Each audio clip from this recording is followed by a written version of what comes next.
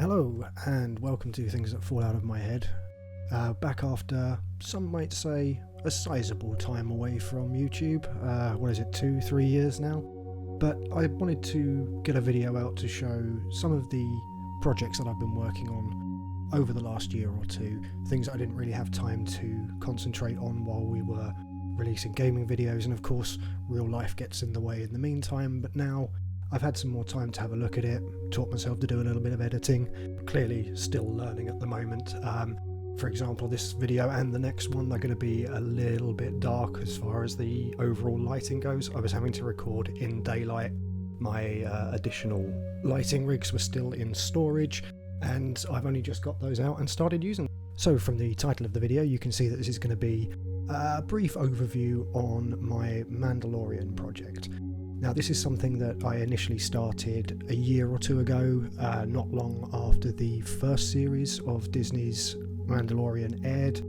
I had always said to myself that I wanted to do a project that involved a lot of hardware, a lot of armour, helmets, all the stuff that I don't normally produce, because all I have the capability of doing here is really sewing. I've looked into doing leather work, a little bit of metal working in the past, but in my current setup all I can really do is fabric.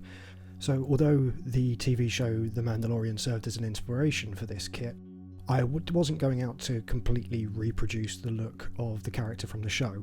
I wanted to include parts of the costume that you see on screen, but I wasn't going for something that was completely screen accurate. I wanted to do something with my own twist on the colours, the way that the armour was produced, the way it's put together, and the different elements that go to making up this costume. So it became apparent early on that 3D printing was going to be the way to go in order to reproduce the hard parts of this costume. I don't have a 3D printer myself, but I've bought and modified and painted and sanded 3D prints for a number of years now. So when I went online looking for someone who I could go to get these things printed, I came across a lovely chap called Adam who owns FairpriceProps.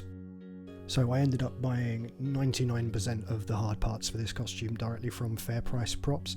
I can't recommend them enough. I'll leave a link in the description of the video in case you want to go and check out their store.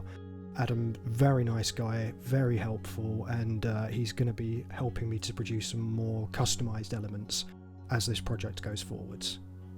So what you can see here, as we're just getting towards the end of laying out all of these pieces, we've got the flight suit, we've got the vest for the armour to sit on. There'll be a video coming next actually about the vest construction, as well as all of these 3D printed parts which I've bought over the last 12 to 18 months. Chest pieces, back plate, shoulders, hips, we've got the Boba Fett gauntlets, thigh plates, knee, and just going in there now is the lower shin guard from a Stormtrooper costume, which was actually bought from the Stormtrooper shop in London. So we can go ahead now and have a look at each of these 3D printed parts in a little bit more detail, just to see what we're going to be doing with them. So first up we have one of the Boba Fett gauntlets. I believe that is the right hand sided one because the left hand has an overhang that covers the back of the hand. So this is the simpler of the two in terms of construction. You've obviously just got the upper and lower half there. There is an included 3D printed hinge which you can put on the inside or the outside to enable the gauntlet to clamshell open. And then you've got a couple of detail pieces which go onto the top and the side, as well as some more detailing pieces. You've got these metal tubes which are for connecting hoses to represent the flamethrower. You've got a couple of nice old style rocker switches there to go on, plus you've got the darts which are resin cast parts. These will need to be drilled through from the inside and inserted so that they look like they're actually loaded rather than just being stuck to the outside. But overall, nice simple one to kick off with. Next up we have the left-handed gauntlet, which has a fair few more pieces to it. Obviously you've got the top and the bottom pieces, which again are going to just have a hinge applied so they can open and close. There's magnets to keep it closed. Then you've also got the large piece that goes on the outside of the gauntlet. You've got a keyboard piece, a couple more switches. You've got hoses and the ends that go inside the outer piece of this gauntlet. And of course on the upper piece you've also got the weapon cradle, which contains its own little rocket, which comes in 4 parts. It also appears that these smaller pieces are very good for entertaining any furry friends you may have with you in the room when you're trying to lay all of these out, so just something to bear in mind.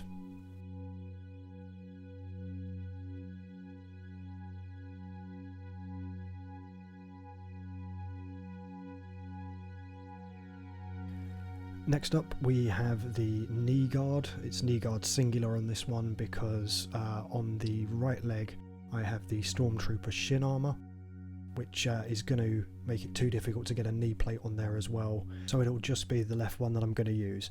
This one actually comes with a couple of detail pieces, which are the rockets, I believe. It's the Boba Fett knee pad from The Empire Strikes Back, but it's just obviously going to be painted up differently. Sticking with the legs, we have the left thigh plate now. I did initially buy a pair of these. The right one turned out to be a bit too long for me, so I'm having this one reprinted as a flip for the right thigh, and that should be with us sometime within the next few weeks. Moving up to the shoulders now, I actually went with the pauldrons from the Heavy Mandalorian in the TV series rather than the ones associated with Din Djarin or with Boba Fett. I just thought these looked a little bit beefier. I didn't want them to get lost among everything else, and I just really prefer this design to anything else that I've seen out there at the moment. So that was the right pauldron we've just seen. This one is the left arm, again comes in these 2 pieces. I think just having that extra upper arm plate that's going to hang off of the one above it is just going to give it that slightly heavier look. These are actually quite a bit bigger than other shoulder plates I've looked at. As I say, I think it's going to balance out the torso armour and the rest of the costume really nicely. Next we have the hip plates. These are again modelled off of the character in the TV show The Mandalorian. I just like how simple and clean they are. It's another really nice print from FairpriceProps. These are going to be cut down at the top and attached to a belt that I'm currently designing to try and fit everything on there. Next up we have the hand plates. Of course they come in a pair, but I'm only really going to be using the right hand one of these. The left hand one I think is going to get stuck under the overhang on the Boba Fett Gauntlet that I've got. I'll test and see whether I can fit it under there, because it would be nice to have a pair of armoured gloves, but if not we'll just use the right one and we'll make do with that. So next up let's get the Flak Vest into view. And this is the back of the vest. This vest does look very different now. It's had another 6 or so weeks worth of work on it and it's now finished. But we'll use it here just to line up the back plate on there. I wasn't originally going to have a back plate, but if I'm going to go for approval with the Mandalorian mercs, then as a post-Imperial character I need to have a back plate on this armour. So I went with this one and the matching kidney plate again from FairpriceProps. These are big pieces and they've printed really, really well. The spacing between the print lines is very small. I don't think there's going to be much prep needed with these at all. Flipping the vest over, I've gone for the Din Djarin Beskar model for the chest armour. When these arrived I actually had to cut them down a little bit. They were a little bit too wide for me, but that just involved taking a small amount off of each side of the stomach plate and then just measuring in and cutting down the chest plates accordingly, just so that it all lined up on each side. Now the chest plate comes in 3 pieces. I'm going to be attaching these together so that they are one rigid piece when I actually put the costume together. I thought originally about having them as being free floating, but I think it's going to work a lot better if they're one piece for the chest and then one piece for the stomach. Luckily after trimming these down they fit me pretty well even through the flak vest, and just seeing there's some rough edges left when I tried to cut these down with a hacksaw. These all need to be finished, sanded and painted so that we have some nice smooth edges all the way around. We don't want any of the burrs or any of the cut marks that are on there at the moment. One of the last pieces now, we have the lower right shin guard. This piece is not 3D printed, this is injection moulded plastic. It's supplied as a 2-piece kit as part of the replacement parts service offered by the Stormtrooper shop in London. Now, this is going to have to be finished differently to the 3D printed parts. This one actually needs to be assembled. I'm in two minds as to whether I'm going to put the opening at the front or the back. The other option I've got is to glue both front and back once they've been heat formed, and then put an additional cut in on the inside of the leg so that I can have it open there rather than at one of the two stress points, either the centre front or centre back. And last up is the helmet. This was based on the Din Djarin model again, but this was actually modelled before the show came out. This was pre-season 1, so Adam was working on the references that he had. It's largely the same, there are a couple of details that are different, but it's nice because it makes this one a bit more unique.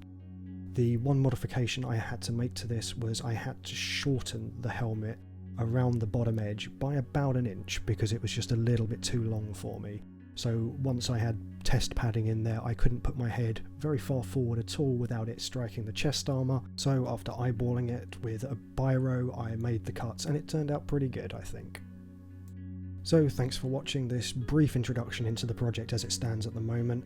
There'll be another update video coming fairly soon as it's all filmed and done for the updates to the Flak Vest. I'll also be having a more in-depth look at both this helmet and another one that I have purchased since as an alternative. Thanks so much for watching. If you'd like to see more of these videos, then please subscribe, and I'll catch you all in the next one.